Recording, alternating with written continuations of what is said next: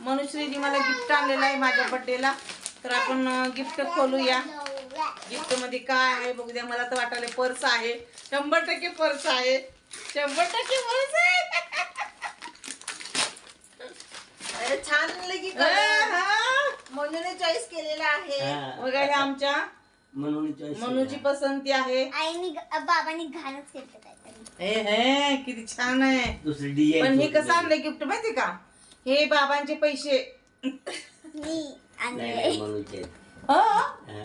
मी घेतले काढून बघा. घेतले.